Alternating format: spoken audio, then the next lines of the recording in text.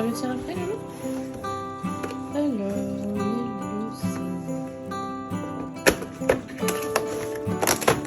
oh! Regarde, il vide comme du pain. Et un écureuil, papa.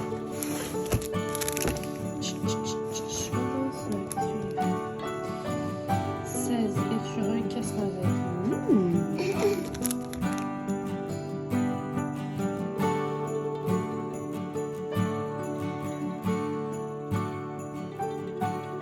Coucou tout le monde! Ce matin, j'ai mis l'une de mes oxalis en dormance, enfin ma deuxième, celle qui a résisté pendant un petit moment. Du coup, je les ai empilées avec l'autre qui était déjà en dormance depuis un petit moment. Et du coup, je voulais vous parler de la dormance et de l'hiver en général, rapidement. Voilà, certaines plantes, je vous en parle souvent en hiver. D'ailleurs, il y a une vidéo dédiée à l'arrosage et à l'entretien des plantes en hiver. Certaines plantes en hiver ralentissent, voilà. Moi, je suis pas contre ce repos végétatif. Nous-mêmes, hein, on a peut-être un petit peu besoin de ralentir de temps en temps. Mes bougies, ah je les ai allumées, vous les voyez pas. Dommage, sinon j'étais pas dans le cadre. Je voulais vous montrer, voilà, vous rappeler que si vos oxalis étaient en bonne santé, il n'y a pas de souci, vous les gardez. Si elles commençaient à fatiguer, et ben là vous pouvez aller couper et aller mettre au repos, tranquillou. J'ai une vidéo là aussi dédiée à l'oxalis, à son entretien et du coup à la dormance aussi.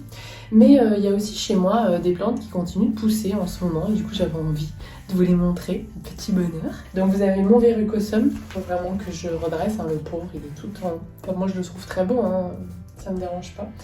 Mais voilà, qui est vraiment content avec son tuteur en géotextile, un nigrolon. C'est pas une plante qui est apparemment facile.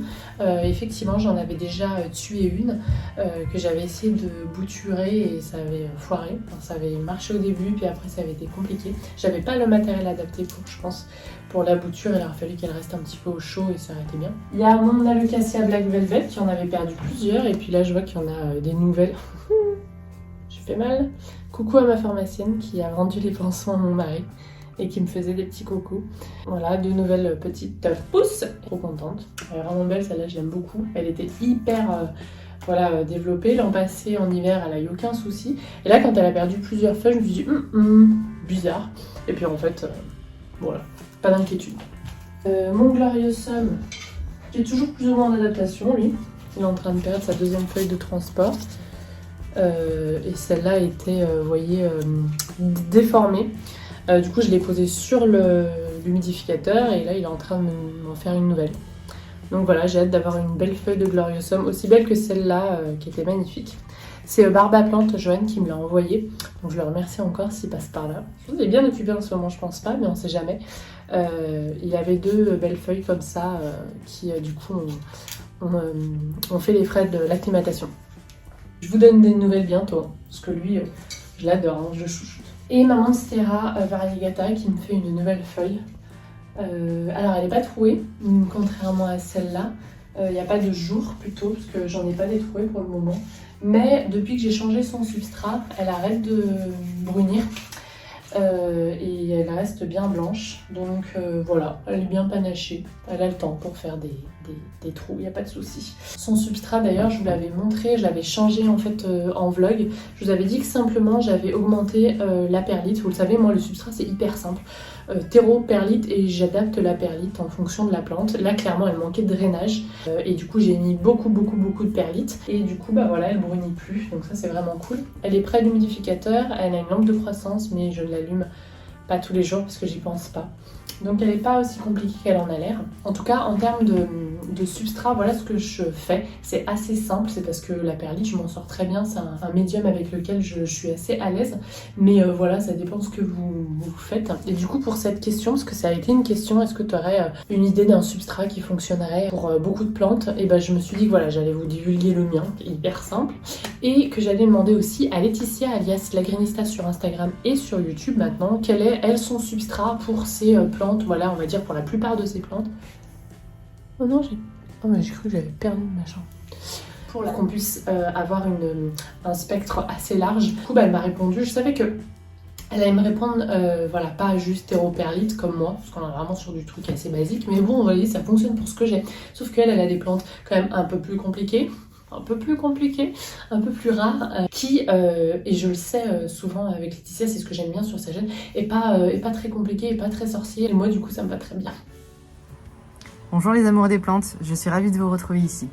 Aujourd'hui, on va donc parler de substrat. Pour moi, le substrat idéal qui s'adapte aussi bien à mes conditions en serre que dans ma maison, que dans mes vitrines, c'est un substrat tout simple, composé de 50% de terreau. Donc là, il faut trouver un terreau qui vous convienne. Moi, j'aime beaucoup le Classman BP Substrat parce que voilà, il a un pH assez faible. Enfin voilà, il correspond à ce dont j'ai besoin, ce dont mes plantes ont besoin. Donc voilà, je pars de 50% de ce substrat-là, dans lequel j'ajoute 25% d'écorce. Alors là, c'est au choix et surtout en fonction de vos conditions. C'est-à-dire que vous pouvez partir sur des écorces de coco, des chips de coco, ou des écorces de pin imputrescibles. Voilà, l'un comme l'autre ont un avantage. Le coco restera humide un petit peu plus longtemps, mais il aura tendance à pourrir. Donc voilà, il y aura un petit dépôt blanc qui se forme dessus. Donc c'est pour ça que si vous avez un intérieur peut-être trop humide ou pas assez chaud, je vous conseille de basculer sur le deuxième type d'écorce. C'est l'orchiata, une écorce de pin imputrescible qui du coup maintient l'humidité, permet d'avoir un bon drainage, mais ne pourrit pas et ne reste pas humide trop longtemps. Et enfin, 25% qui manque avec de la perlite. Voilà, c'est vraiment tout bête, vous avez besoin de 3 choses, de terreau, d'écorce, quelle qu'elle soit, et de perlite. C'est un mélange que j'utilise pour absolument toutes mes plantes, hors anthurium qui eux sont en sphène, tous. Mais voilà, je l'utilise pour les plus exigeantes comme pour les plus sympas. C'est-à-dire que mes pothos sont là-dedans et vont très bien. Mes philodendrons, qu'on parle de gentils ou de un peu moins gentils, sont là-dedans. Et voilà, ça semble leur convenir tout à fait. Donc voilà, il ne se tasse pas, il permet, il y a un bon drainage, il y a une bonne aération. Et du coup, les plantes même les plus exigeantes, qui ont des racines très très fines, je pense essentiellement au philodendron de Patriciae, qui a tendance à faire des racines un petit peu fines, il s'éclate là-dedans. Donc, en avant. Donc voilà pour la petite portion avec Laetitia, j'espère que ça vous a plu. J'aime trop avoir plein de gens sur ma chaîne là ce mois-ci, franchement quand je fais le montage et tout, je suis trop au taquet. Parce que vraiment, faire le montage toute l'année, des vidéos où il n'y a que moi, il n'y a que ma tronche. Un jour, peut-être que je déléguerai le montage, on ne sait pas.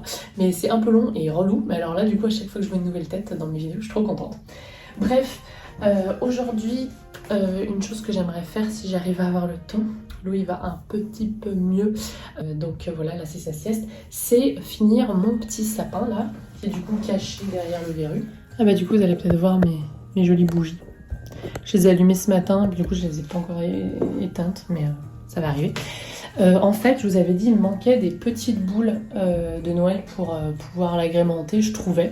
Et puis, je vous avais dit que bon, voilà, j'avais pas envie d'acheter encore des nouveaux trucs parce que moi, Noël, depuis le début, maintenant qu'il y a Louis, c'est vraiment... j'ai envie de créer des super souvenirs, quoi. Et du coup, tout le mois, je suis un petit peu, à faire pas mal de dépenses, donc j'ai envie d'y aller crescendo. C'est pour ça que je vous avais dit j'étais allée au Maxi Bazar, je ne voulais pas dépenser des milliers d'essence parce que je savais que c'était que le début. Bref, je suis quand même allée au bric-à-brac parce qu'il y a quelques semaines il y avait des décorations de Noël, je me suis dit je vais regarder, sont des petites, et j'ai trouvé un sachet entier avec du coup des petits, c'est quand même petit, pour 1€. Et du coup il y en a des vertes comme ça mat, je trouve que c'est joli. Il y en a des comme ça dorées mais mat et des dorées brillantes. Donc je vais voir, il y en a des petites rouges aussi. Enfin voilà, non mais vraiment le truc crier mon nom quoi, c'est genre, il y a quelqu'un qui a regardé une vidéo, je rigole, et qui bosse là-bas, il s'est dit tiens je vais faire un petit sac de petites boules pour Marion. Non mais vraiment, comme quoi que c'est vraiment simple parce qu'il est en bas de chez moi. Contrairement à fouiller sur internet par exemple, si vous avez le temps, il faut le faire, le Bon Coin, tout ça, il y a plein de gens qui vendent des décos de Noël qui n'aiment plus, machin. Mais bon, déjà vous avez les frais de port et puis ça prend un petit peu de temps, à moins que vous ayez sur place ou vous rencontrez quelqu'un. Là, c'est pas très loin, avec Louis, on peut y aller en poussette. Non, mais franchement, the odds. Donc voilà, je vais faire ça aujourd'hui, je vais pouvoir finir mon joli petit sapin avec mes petits ornements DIY d'une abonnée et DIY moi.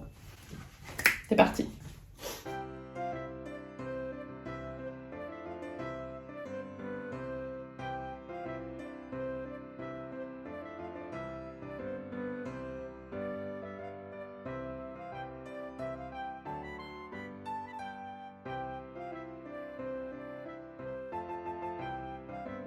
Tiens, c'est rigolo comme ils ont mis ça là-dessus.